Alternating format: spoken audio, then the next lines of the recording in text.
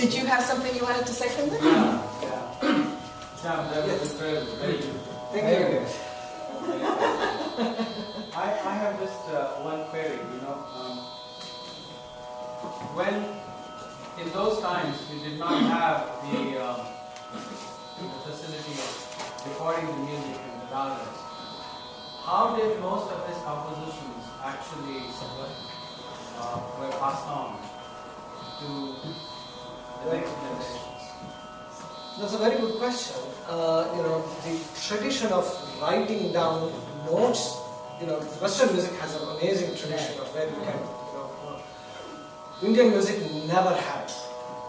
Now people are kind of, getting into it using The sargams, yes. sargams. So it was an oral tradition. Now Dikshitar had a very good disciple following. And interestingly, Dikshitar was a Brahmin, but his most important disciples were all non-Brahmins, even including some prostitutes, Devadasis from Tanjavur,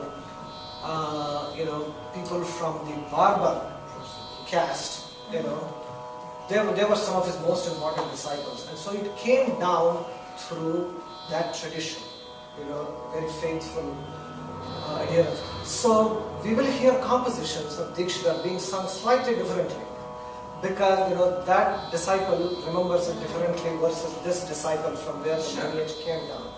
But with Diksha, the advantage was that he sat down and composed.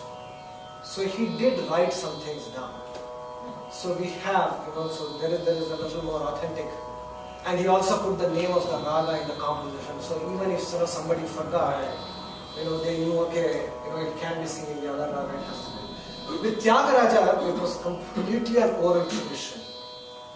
What his disciples heard him sing is what's passed down. He didn't put anything to paper. And Shama Shastri's, even more, he didn't have a very good disciple tradition. So he had a long life, but very few of his compositions are probably about 100 or 150 that's all. So the disciple tradition is very important. Well, it's very important to pass it on. Lineage. Question also about that in the North India also it was passed on by oral tradition, these classical singing ragas. And in the South, of course, Tamil was such an important language, and were many ragas composed in, our Sanskrit obviously pointed out, but what about Tamil? Very good question.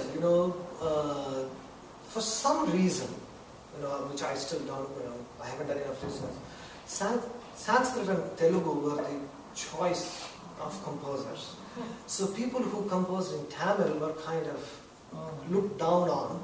So more in the last maybe 20, 30 years, there has been a kind of a revival for singing Tamil compositions.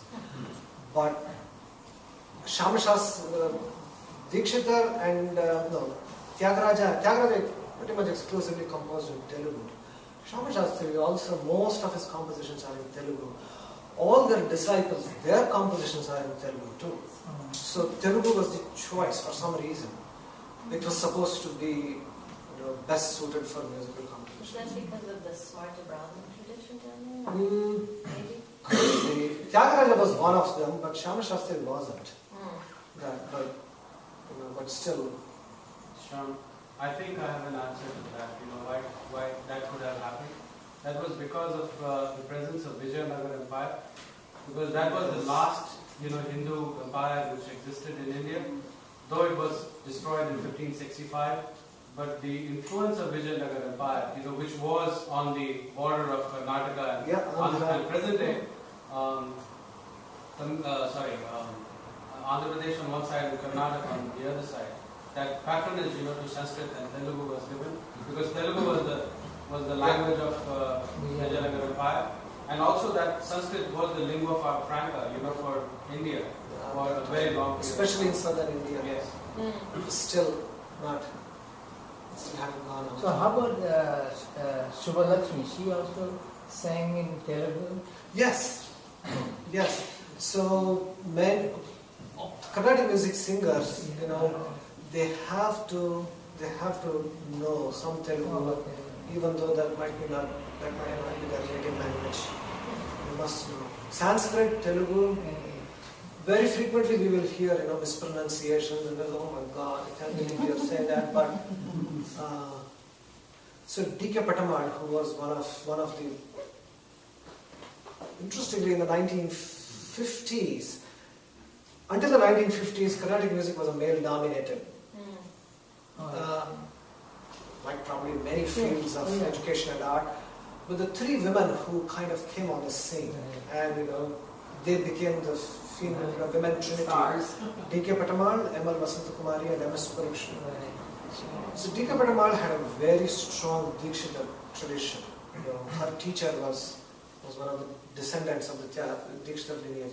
So she learned Sanskrit for years to be able to get the pronunciations and where to break the syllable, how to break the syllable. Fascinating.